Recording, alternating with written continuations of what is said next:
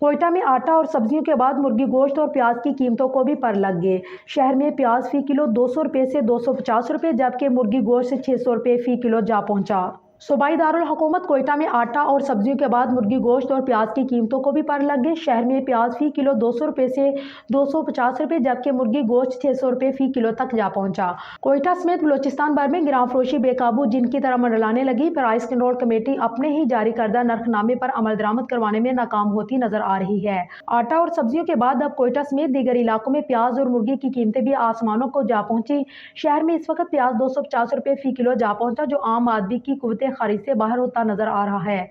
दूसरी जानिब मुर्गी की कीमतों को भी अचानक बढ़ लग गए। शहर में मुर्गी का गोश्त 580 से लेकर 620 रुपये तक फरोख्त होने लगा। ताहम इस हवाले से प्राइस कंट्रोल कमेटी की जानिब से ना कोई मौक़िफ़ सामने आया है और ना ही बढ़ती हुई कीमतों को कंट्रोल करने के लिए कोई कार्रवाई की गई। अवामी हलकों ने अशिया खुर्दनोश की बेपनाह बढ़ती कीमतों की जिम्मेदारी हुकूमत और प्राइस कंट्रोल कमेटी पर आयद करते हुए कहा है कि अवाम महंगाई के दलदल में धकेला जा रहा है।